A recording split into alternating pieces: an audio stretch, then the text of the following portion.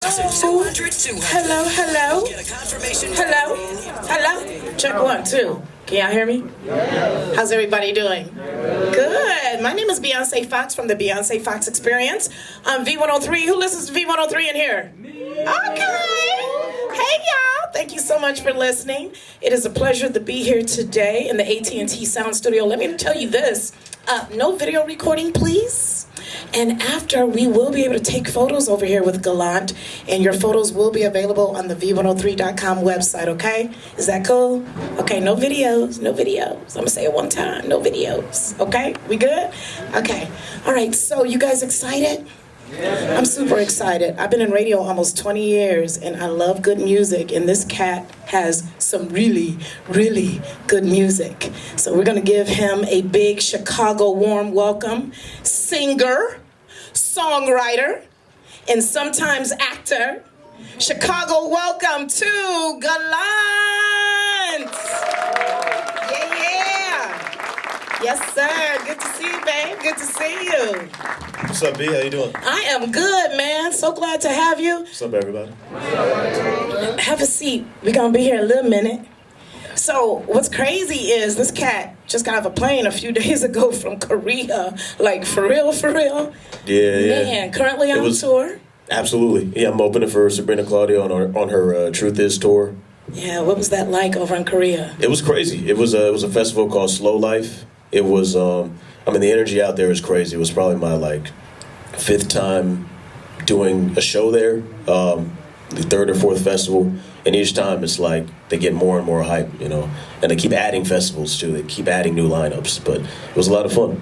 That's good stuff. What's it like to perform internationally? I know there's language barriers sometimes, and maybe people are like, what's it like? It's cool. Usually they got you a guide, so you can kind of have a translator with you the whole time. But it's and it's pretty mixed too, So there's a lot of English out there too, yeah. But it's fun, So how did you start in this thing? I know you said you weren't going to settle. You wanted to do something you had a passion for. You've been in it for a minute. Your first EP dropped in 2014, so about 5 years ago. Yeah, that's crazy. But that doesn't mean you started singing and doing your thing in 2014. Let me be clear on that. A lot of people think, man, this new artist is out, when in fact you've probably been honing your craft for years prior to that. I was a quiet kid, so I used to just kind of make music by myself in my room that I didn't want anybody to hear, and I did that maybe for years and not really expecting it to release it or to do it professionally. So. It was a weird transition, for sure, but it was all just having the freedom to be alone and to just experiment and do whatever, without any pressure. So when did you know that, okay, look, I want to do this for a living. This is my thing. I got to get out here, make records. When did that happen? I went to college. I went to NYU. I'm from Maryland originally. I wanted to move up to the city. And I think that whole vibe just kind of was a natural segue into, at some point you have to eat. So I was applying for jobs at Starbucks, and I had a couple songs up on Spotify at that time, which had just come over to the States from Europe. And I just started slowly, as I was waiting for that call from Starbucks and they weren't calling me back. I saw the first check from Spotify come in, and it was a decent amount. And then the second check came in, and I was like, all right, I can actually pay, rent off of this. So shout out to Spotify for letting people survive. Yeah, that's a good look, Spotify. Now, did you always know that you had a talent when it came to songwriting? Or did you just sit in your room and write poetry and then was like, man, I could write songs too? Oh man, I think I like the freedom of just being able to put a sentence together that might not make sense to anybody else except for you, So for me, it was therapeutic to just write things down and throw away some things and then keep other things and put it into a song. Talk about your style. When I listen to your songs, I hear a fusion of different things. I hear a little neo soul. Of course, I hear the R&B. I don't know. I have a strange ear. I've been doing this for a minute. I hear little jazz overtones. How would you describe your style? I just think it's weird. I think, I liked a lot of, I listened to a lot of R&B when I was a kid. And I like, the way falsetto can sound on a record. I think it's cool. Your falsetto is crazy, crazy. Thank you. But it's a blend of a bunch of different things. I think at the time when I was first like putting out music, the alternative R&B label was kind of the thing, and then now it's like we live in a time where R&B means so many different things because people are putting their own spin on it. So it's a crazy time. Absolutely. Now you were nominated for a Grammy, man. A Grammy. Seriously? That's kind of a big deal. You only really been doing this technically to the public since 14. Yeah. So that's like 5 years. You're already nominated for a Grammy for Ology, which you dropped in 16, which was only 3 years ago. Like, how does that happen? It was a surprise. It was crazy. I was on tour at the time, and it was like a grueling tour because it was all fly dates. We were doing like a European thing, and there was like a moment where I feel like I wanted to stop touring and just keep writing, and it was kind of discouraging in my band. We were kind of down a little bit because we were like beating this thing into the ground, and then we got the call about the nomination, and it completely took me by surprise, and it was cool to share the news with the band and everything because they had played on the record. So it was cool. It was the first time I ever been acknowledged for anything. So it was fun, and the award show was crazy too. It was like graduation and your birthday, everything mixed into one. Wow, that's huge, man. When you're nominated for a Grammy, that just kind of puts you in the upper echelons, It was an honor to be recognized for sure. That's huge. And you've also worked with Grammy Award-winning artists. One of my favorites, John Legend. That's when I first saw you, man. A couple years ago, you opened for John at Ravinia. And I was like, who is this Gallant cat? Like, your energy was everything. The vibe of the music was everything. Band, everything was just so good. What was it like working with John? It was great. I mean, he's such a great role model, especially, as a black man. And he's, he does his thing with a certain amount of attention to detail and class, and the way he moves too with his family is crazy. So it was crazy to see that, and he gives it all on stage too. So it was such a great experience. Absolutely. Now, in addition to John Legend, listen to a couple other names this cat has worked with. Maxwell. Not yet. I would like to. Okay. I thought I saw something with you working with Maxwell and Elton John. But I want to put that out into the universe. Okay, I just put it out there for you. So it's going to happen. What did you do with Elton John? Oh, well, Elton, he has his radio show called Rocket Hour on online, and he had a festival to kind of center around it. So he introduced my song "Weight in Gold" at the time, and then he had this festival in Vegas, I think, that he brought everybody out to, and we duetted "Weight in Gold," and we sang Benny and the Jets together and everything. And he still does that too. He's got his ear to the ground. He's like constantly bringing up new up and coming artists. That's huge, man. Yeah, that's huge. So to be able to say you did something with him, that's really huge. Absolutely. So what are some of your short-term goals? Like, Gallant, where do you see yourself like 2 years from now? Oh man, well, I just finished my second album, which took me 3 years to completely finish. It's called Sweet Insomnia. It comes out on the 25th of this month. I really want to, that really freed me up because before getting to this version of the album, it was like, all right, Ology Part 2. And I'm like, nah, that's not the way to go. And then it was like, it just felt, it was hard to come to something that felt as authentic as making that first album feels, And so going forward, there's so many different pockets that I want to hit, and I want to make sure that I'm giving myself the opportunity to explore all the different genres that I want to get into. Talk about the album. You got any collabos on there? What's the vibe? What's the theme of the album? Well, it's titled Sweet Insomnia. Everything on there is bittersweet, so it's both sides, light and dark. Relationships? There's definitely, it's about the difficulty of relationships for sure. It's like you don't have the perfect relationship. It's always going to be fights. Sleep on It is the... Tired of this argument. Why don't we sleep on it? Sleep on it. Just like conflict resolution. And Crimes too, which I'm going to do today too, is about how it's a bumpy road, but it's a road that you decide ultimately whether you or not you want to be on. But I couldn't sleep the whole time making the album, and that's where the insomnia part comes from. and it just sums up the entire kind of detuned, hazy feel of the whole thing as a whole, sonically and lyrically. Oh, nice. And on that note, we're going to have you do a little performance right now. Can we do that? Y'all ready for that? Sure. You guys want to hear something? Okay, which one we going to start with? Let's do Sleep on It first. Okay, let's do it. Gallant. Y'all felt that? Oh, yeah. I like it. It's a good sound, man. Yeah, you're going to collab with Maxwell. I'm going to keep putting it out there for you. That's a great sound. Absolutely. You can hear it in there a little bit. Good stuff. Good stuff. Now, is that your goal to work? Who else would you like to collab with? I know you said you would love to do something with Maxwell. Who else do you kind of look up to or has influenced your career? I mean, Maxwell's a go. Babyface is one of the greatest of all time, I think. He's... I've gotten to write with him, but I haven't gotten to do anything on record with him. But that would be crazy. Yeah, he's one of the best producers like ever. Seriously. Yeah, he's incredible. Yeah. So, what is a typical day in the life of an artist, a Grammy-nominated artist? What do you do? Like when you wake up, do you hit the lab right away? Like what exactly does your day entail?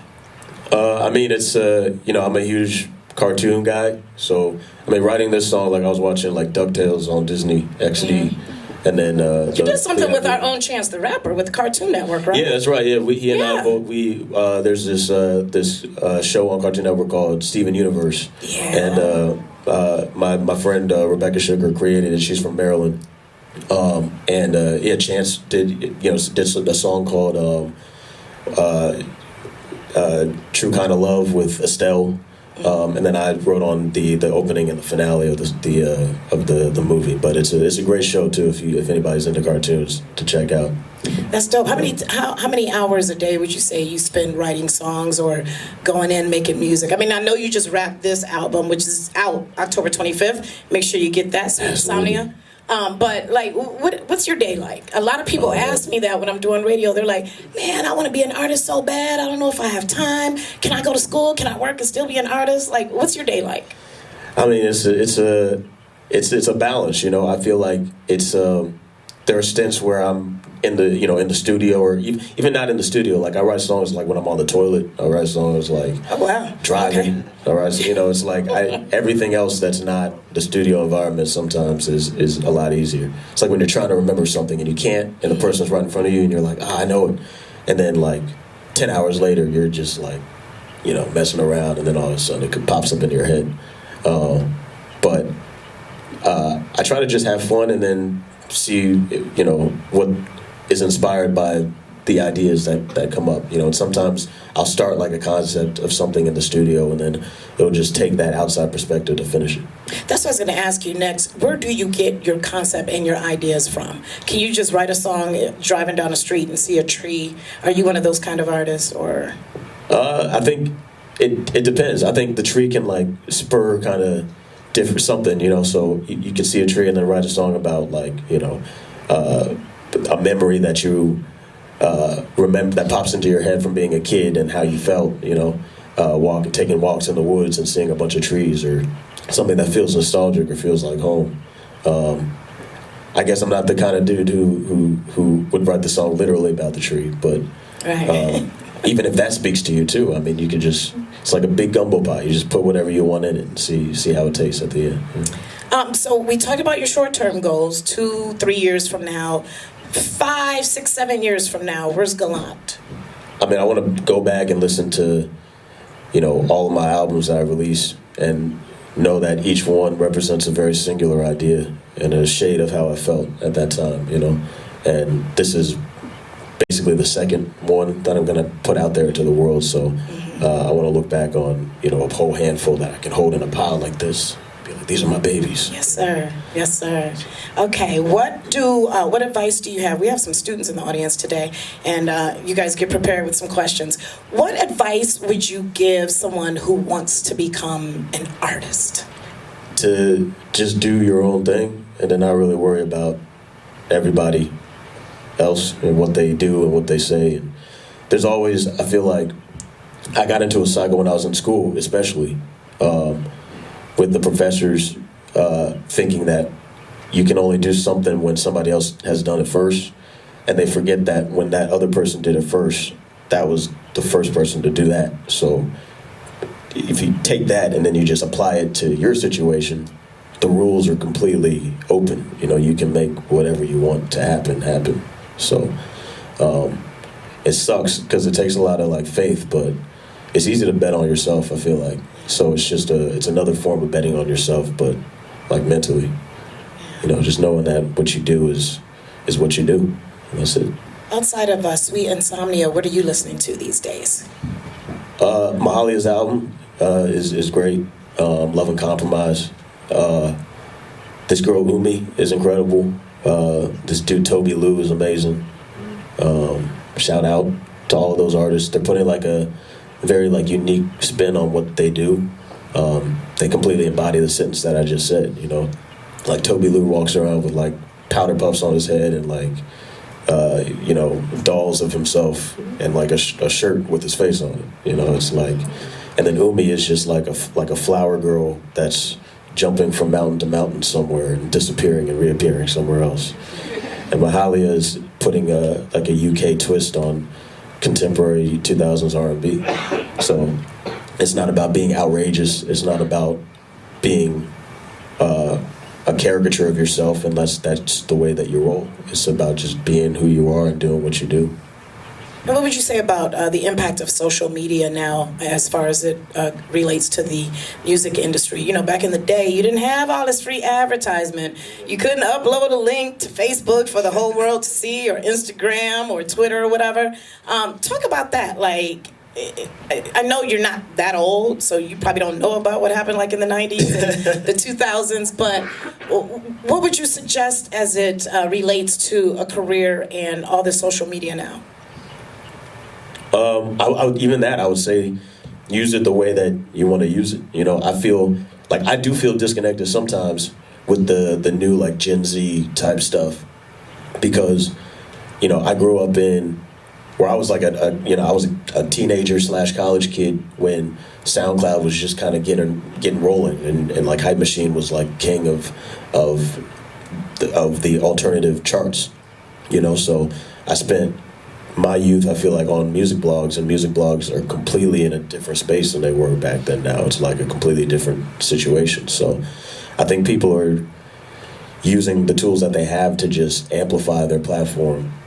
Not their platform, but amplify their message, you know, and that's why I think the story and the messaging is king. And that's why the artists that I just named, I feel like, are able to shine through their uniqueness and their individuality more so than ever before, I would say. So definitely weird things about social media for sure. Yeah. Weird pressure, but I think it can be used for good.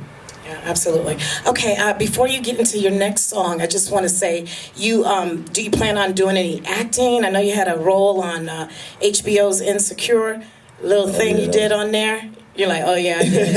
What does that mean? That was crazy. Yeah, that's kind of a big deal. That's a big show, man. Yeah, it was wild. You plan on doing any more like movies or acting or anything like that? I would love to. I mean, I when I got on that set, it was like I felt the pressure. Like I felt like, you know, everybody else in the cast they're such seasoned vets, you know, so they gave me a little bit of a hard time at one point because, you know, you can't mess with their camera situation, you know, and everybody is on the clock and everything's so tight. So I'm sure there are people who've done some stuff on sets in the crowd, but I feel like once I can keep that practice up, you know, I'd love to keep dipping my toes in. Okay, that'll work. So right now we're going to hear another song off your new album. Yeah, this one's called Crime. Okay, so do you guys have questions for him? Anything? Yes, sir. Speak loudly. Yeah, what's up? Hey, how's it going, man? I love you to death. Oh, thanks. No, I'm talking about Miss Foxx. Oh, thank you. Thanks, sir. But Gallant too, of course. Wow, thank you. I just got introduced to you today. I'm not gonna lie, I'm a fan. I'm gonna check your project out definitely when it come out on the 25th. Oh, thank you. Dope. Thank you. As far as your process of finding your niche, did you go by like doing what you like, or were you taking like a lot of constructive criticism? I was hard on myself. I'm still hard on myself, but it was my way, you know, or the highway. I wasn't really interested in that much of what other people thought I should be making. and I was just using the tools that I had at my disposal, and my strengths and my weaknesses, and trying to make it into something that I thought was going to be valuable, you know. So definitely just mostly me, I would say. Yeah. Yes, ma'am.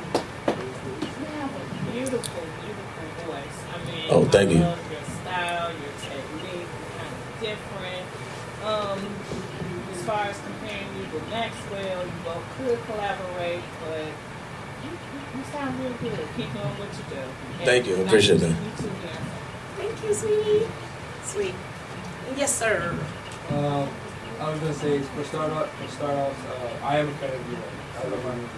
Oh, thank you. I got Thank I'm you. check your project out as soon as it comes out. But I was gonna say, do you ever plan on working with artists that are like in a different genre, like not doing R&B? Yeah, I think when I first started,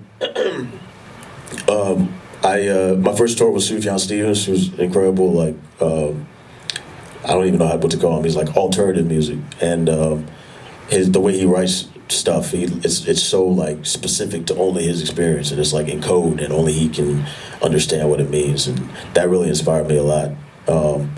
I think, as far as like today, I think there's so many people outside of like the hip hop space and like the bedroom pop kind of space, which is like I want to say that's like where all the hype machine pop artists came from, and they're mixing like a bunch of Latin influences with a bunch of like post electronic influence, and then a little bit of like that ambient electronic stuff, and I'd love to even pull from that a little bit, but definitely I feel like all the genres are like melting together a little bit, and it's making stuff that's really special. We'll go right here with this gentleman first. How you What's doing? up, bro? How's it going, man? I'm Anthony. I want to say you made a fan out of me today. Great voice. I love what you did up there. Yeah.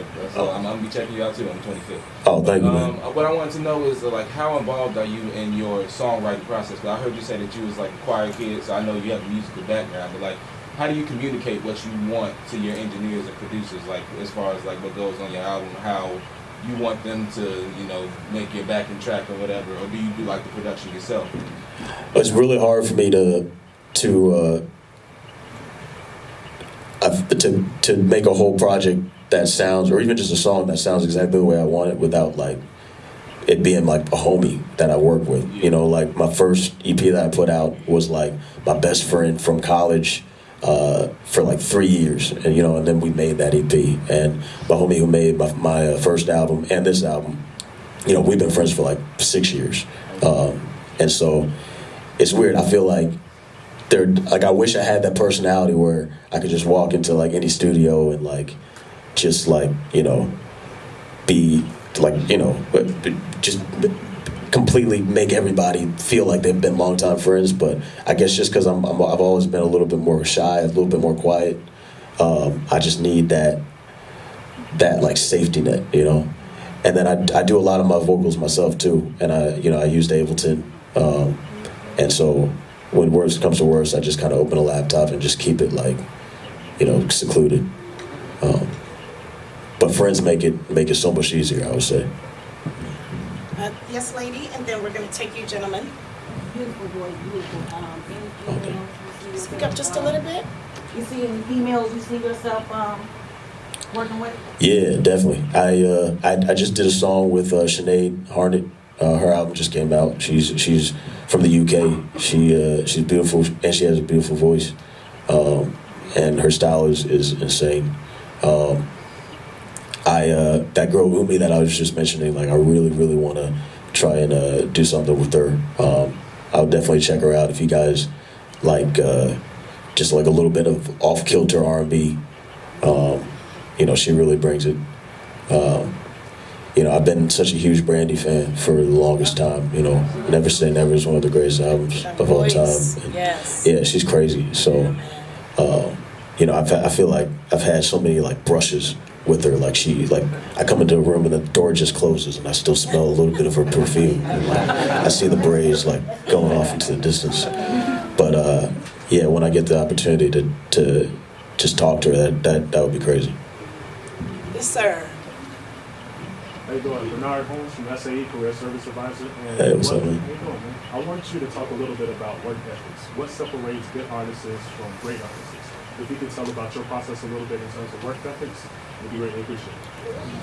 That's interesting. I feel like I think about that a lot because I don't know what the formula is. Because I feel like I'm very obsessive. Like I obsess over one idea or like certain details and certain things. And we're not broadcasting this right now, right? I can curse. Yeah. Go ahead. He said yes. Go ahead. He said yes. Okay, and it fucks me up a lot. But I gotta check because you know. But Thanks for checking. it's but for me at least, it's like a quality kind of control, and all of my man hours go towards those things. So I prioritize those things.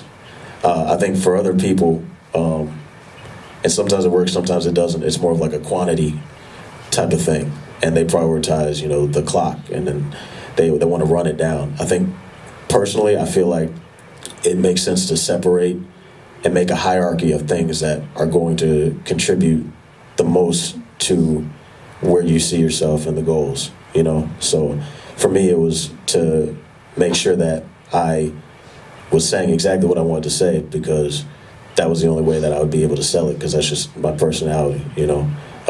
Sell it meaning like performing it or like talking about it, being invested in it, betting on it, and getting other people to at least, even if they don't fuck with it, at least respect the individuality and the weirdness of it, you know?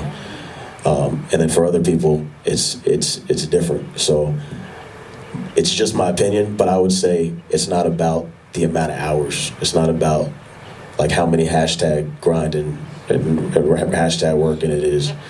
It's not about how big of a studio it is, or how important the artists are that you're working with, or the producers. It's just about how singular the vision is and how well the music connects to that singular vision, if that makes sense. And you could do that 2 hours a day, or you could do that 16 hours a day. And I still think you could achieve the same thing if that focus and consistency is there. Good question. We're going to take this gentleman, and then I'll come to you. Hey, how you doing, man? Hey, what's up, bro? I'm a little older, man. I'm 55. In my life, I've seen a lot of great, talented young people like yourself, and you sound really great. And it seems like they got this show now, Unsung. All of them seem to have the same story, where some kind of way the devil gets in there with the drugs and the alcohol and all that stuff, and they're going up, and then they come down. You got any plan on how you're going to avoid dealing with all that stuff? Yeah, that's a deep question. That's crazy. I mean, I'm seeing it all I'll the see That's you. real. That's real. Honestly, I don't know if I I don't know.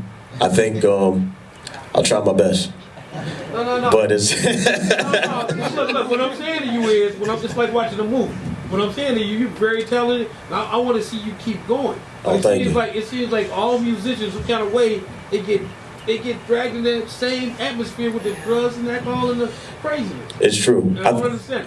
I think there's a lot of pressure. I think, especially like the social media thing we just mentioned, like I feel like, you know, there's definitely a certain lifestyle that's glorified, and social media kind of makes it.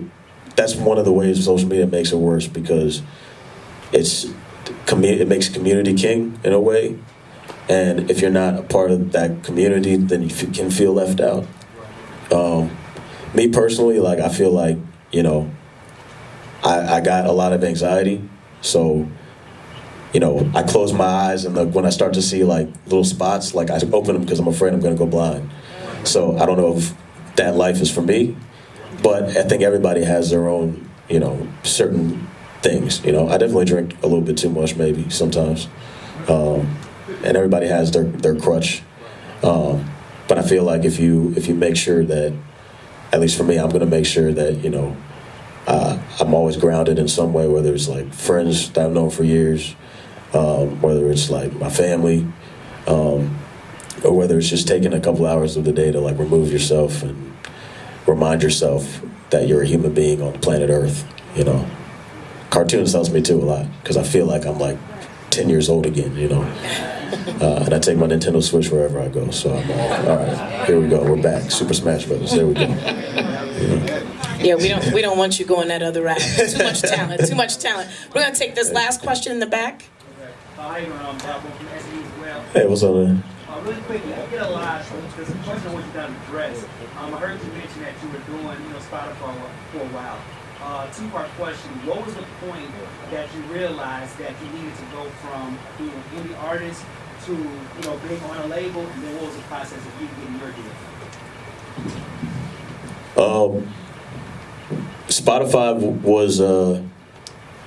Spotify was great. That was like the launching pad for sure.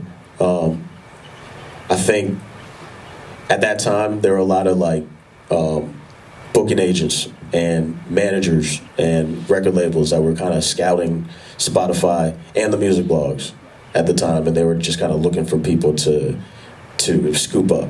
And so for me it was kind of like first linking up with just people that I trusted. So I had like a booking agent that I trusted, and then kind of like a management thing going on that I kind of trusted.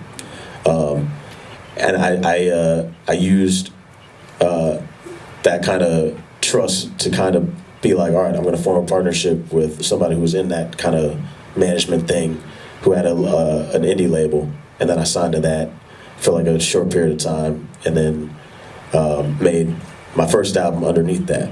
And then through that, somehow they kind of decided, it was like a mutual decision that I just needed a little bit more manpower behind a song called Weight in Gold in order to kind of get just the money to fund that kind of thing. The indie label decided to do a partnership with Warner at the time. And so I was kind of just lumped into that a little bit, but it kind of helped fuel the projects that I was kind of looking to do independently. So my particular story, I think, is really weird with that, but I think a through line is that there's always a certain amount of buzz kind of generated, whether it's going to be online for a while. But back then it was like music blogs. Right now I think it's all Spotify. I think people are just scouring that to see what has maybe like a 7-figure or close to 7-figure stats, which probably indicates some kind of audience or algorithmic interest. And then from an artist perspective, if I were doing that again, I would say, okay, I'm going to only focus on picking the people that I want to work with, because the deal is really irrelevant, I think, at this point. And that should only come into play, when I think you should set a dollar amount and then only consider that when you get that dollar amount, because I really don't see a scenario where that's absolutely necessary, because that artist who's doing 7 figures on Spotify is going to see some nice Spotify checks that nobody else is going to be cutting into. You feel me? So you're going to be able to use that to reinvest into your project. So I know the question was just kind of how did I go from indie artist to major label? Okay, cool. Yeah. Awesome. Thank you guys for your questions. Sweet Insomnia, out October 25th. And Gallant will be performing tomorrow at the Riviera. Thank you so much for joining us. Of course, thank you. A true talent. Make sure you cop that album. And thank you guys for coming. Everyone can take a photo with him. Okay, I need you to line up.